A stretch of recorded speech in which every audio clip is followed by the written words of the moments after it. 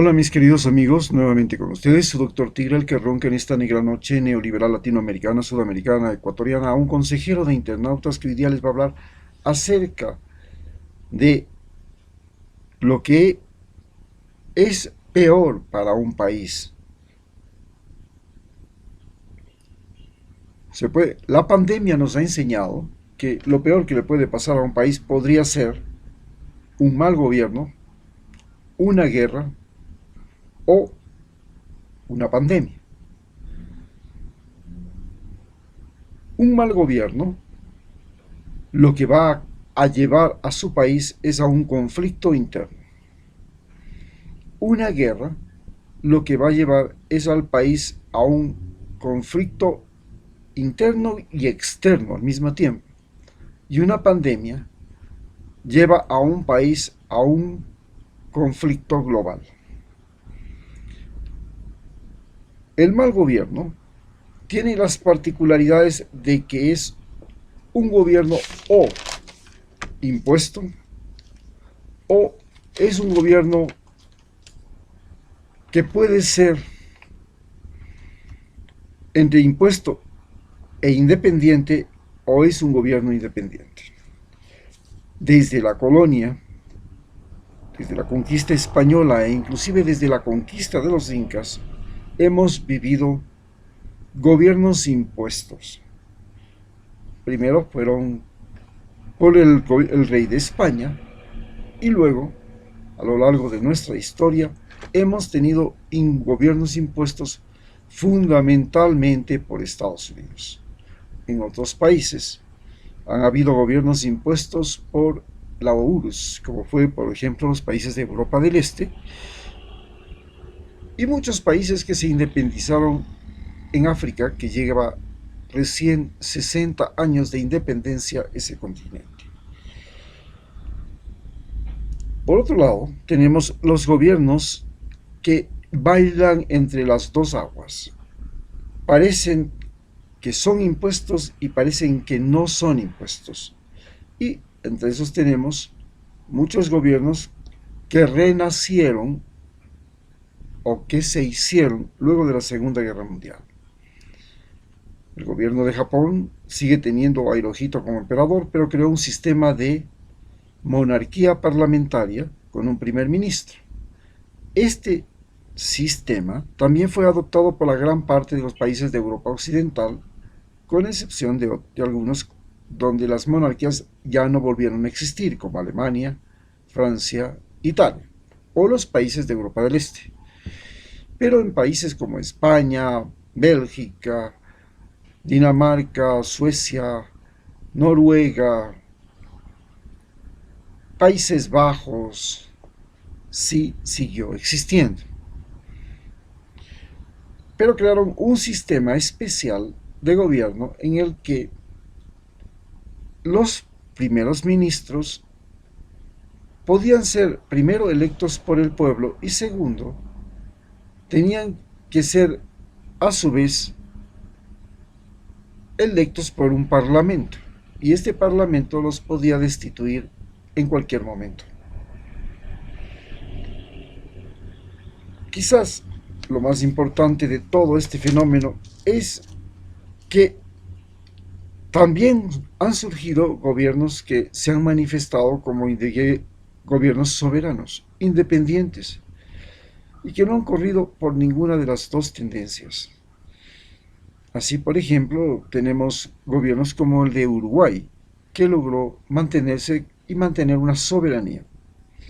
El gobierno de Argentina logró también mantenerse y surgir como un gobierno independiente después de una tórrida intervención norteamericana en la que impusieron dictaduras terribles como las de Vileda. Lo mismo pasa con Chile, pero en Chile todavía Estados Unidos ha sido un interventor. Sin embargo, con Bachelet logró alguna independencia. Gobiernos como el de Ecuador, el de Perú, han sido gobiernos netamente intervenidos por el gobierno norteamericano, a tal punto que junto con el de Colombia Estados Unidos tiene bases militares en nuestros países. En tanto que gobiernos como el de Cuba, el de Venezuela, el de Nicaragua, han sido gobiernos que han enfrentado el intervencionismo norteamericano y para hacerlo han tenido que aliarse con Rusia o con lo que fue la Unión Soviética. Actualmente están buscando también una alianza sólida con China, la nueva potencia económica mundial, que desde el 2028 será la primera potencia mundial. Esta situación es la que nos lleva a entender qué es lo que estamos viviendo en estas elecciones de Ecuador y de gran parte de América Latina. El gobierno de Trump amparó y protegió a gobiernos de extrema derecha que llamaban neoliberales. A la cabeza Bolsonaro, Macri, el gobierno de Vizcarra, el de Duque, en diferentes países como Brasil, Argentina, Colombia, Perú. En Ecuador amparó al gobierno de Lenín Moreno. En Bolivia amparó un golpe de Estado que le colocó como presidenta a Yanine Áñez. En Bolivia, en Venezuela, amparó a un presidente que se autoimpuso, que él mismo se nombró presidente, José Guaidó, solamente para llevarla contra a Maduro, pues consideraba que las elecciones de ese país no eran legítimas porque, curiosamente, las elecciones legítimas para los Estados Unidos son aquellas en las que el Estado, como en el caso de Venezuela, no es el que pone el candidato. Cuando el gobierno no pone el candidato, entonces hay elecciones legítimas.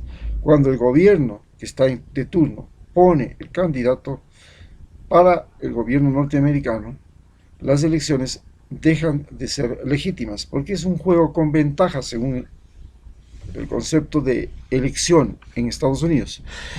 El gobierno dispone de los recursos mucho más grandes que lo que dispone los opositores y por tanto es muy difícil que pueda ganar una elección.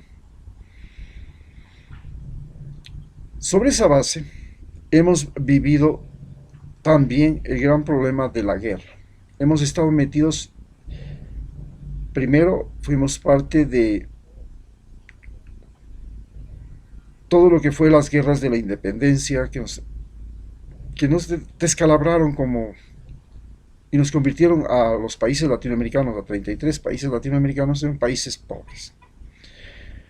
Después fuimos parte de la guerra, de la Primera y la Segunda Guerra Mundial, de manera indirecta como proveedores de materias primas y en muchos casos de soldados. Eso nos terminó convirtiendo en países del patio trasero de los Estados Unidos. Finalmente hemos sido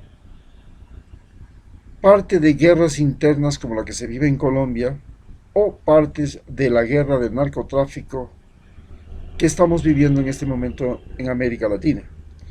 Y en esa guerra nosotros hemos tenido que soportar gobiernos que actúan bajo la dirección de Estados Unidos y que tienen como finalidad proteger fundamentalmente los intereses norteamericanos. Para eso, cada uno de nuestros países ha tenido que sacrificar la educación, la salud, la vialidad, el adelanto tecnológico, etc. Y mantener ejércitos extremadamente caros que tienen que equiparse, que tienen que entrenarse. Y estos ejércitos extremadamente caros, normalmente equipados y entrenados por Estados Unidos, finalmente no obedecen a las órdenes de sus gobernantes, sino a las órdenes del gobernante de turno en Estados Unidos. El sacrificio ha sido terrible para los países como América Latina, en los que hemos tenido que sostener ejércitos que, cuando les ha creído conveniente, han convertido los gobiernos en dictaduras y cuando no, han votado presidentes que no convienen a Estados Unidos. Pero la pandemia es quizás la tercera forma terrible que hemos vivido, y las pandemias fueron un lugar en América que llegaron y permitieron a grandes potencias,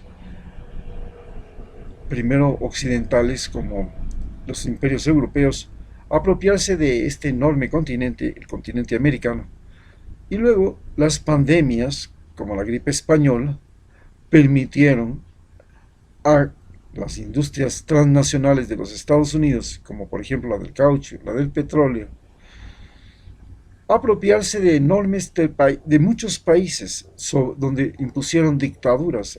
Si no, recordemos las dictaduras de Cuba, de Nicaragua, las dictaduras de Chile, de Argentina, que han significado un grave revés para cada uno de estos países.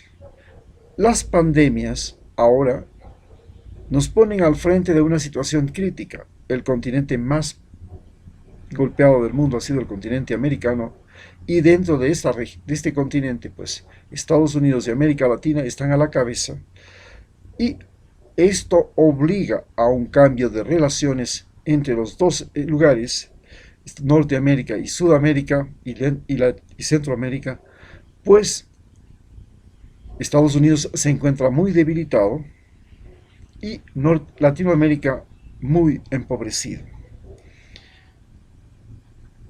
Nos enfrentamos a la posibilidad de que esto, después de la pandemia, desencadene una guerra que se llama la guerra migratoria, en que los latinoamericanos pobres procurarán invadir Estados Unidos y Estados Unidos procurará evitar esa invasión mediante gobiernos que van a tomar medidas económicas que pueden, como se ha visto a lo largo de la historia, complicar aún más la situación. Muchas gracias.